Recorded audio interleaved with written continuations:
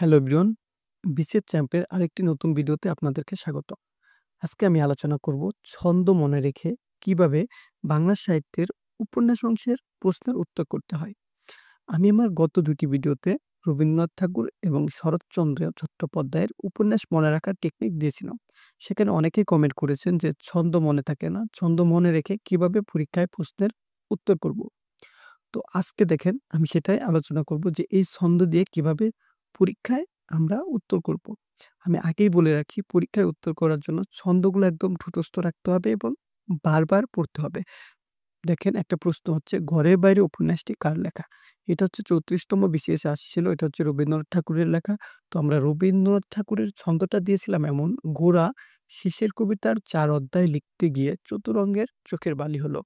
২ বোন মালঞ্চ ও রাজর্ষিকে যোগাযোগ করে পেল না বলে ঘরের বাইরে বউ ঠাকুরানীর হাটে খুঁজতে গিয়ে নৌকাডুবি হলো। এত বড় ছন্দ মনে রেখে আমাদের কি পরীক্ষায় অ্যান্সার করা আদৌ সম্ভব? না, সম্ভব না বা আমরা পরীক্ষায় এত সময় পাবও না। এইজন্যই হচ্ছে ছন্দটা একদম ভালোভাবে মুখস্থ রাখতে হবে যাতে ঘরের বাইরে দেখলে আমাদের মনে আসে ঘরের বাইরে বউ ঠাকুরানীর হাটে খুঁজতে গিয়ে নৌকাডুবি হলো। তখন আমাদের একটা কিন্তু মনে আসবে যে নৌকাডুবি হচ্ছে রবীন্দ্রনাথ ঠাকুর বা এটা নাও মনে আসলো বউ ঠাকুরানীর হাটে হচ্ছে রবীন্দ্রনাথ ঠাকুরের উপন্যাস। তো এইভাবেই পড়তে হবে যে ঘরের বাইরে বউ ঠাকুরানীর হাটে খুঁজতে গিয়ে নৌকাডুবি হলো। আমাদের অটোমেটিক মনে এসে যাবে যে হ্যাঁ, সো বুঝতে পারছেন? এভাবেই হচ্ছে অ্যান্সার করতে হবে।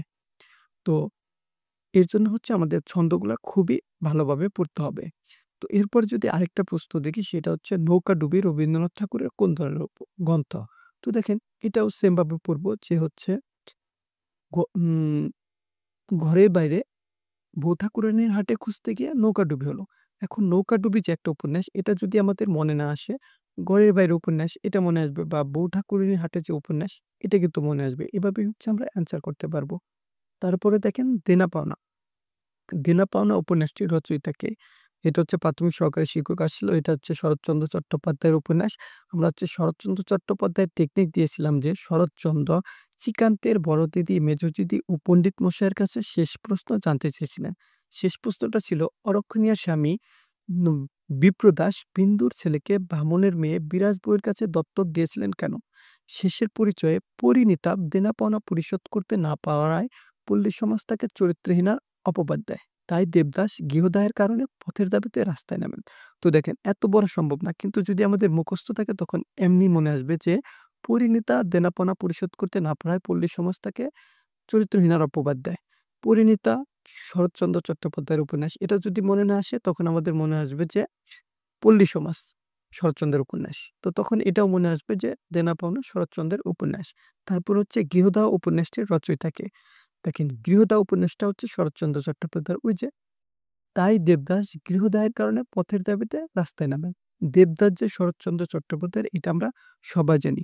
তো আমরা ইজিলি উত্তর করতে পারবো যে দেবদাস হচ্ছে এই গৃহদাহ হচ্ছে শরৎচন্দ্র চট্টোপাধ্যায়ের উপন্যাস। এভাবে হচ্ছে মনে আসবে। তো এভাবেই হচ্ছে আপনারা পড়বেন, বারবার মুখস্থ করবেন। আরো যদি কোনো টেকনিক পেতে চান আপনারা অবশ্যই কমেন্ট বক্সে জানিয়ে দিবেন। আমি হচ্ছে সেই ভিডিও দেওয়ার চেষ্টা করব। ধন্যবাদ ভিডিওটি দেখার জন্য।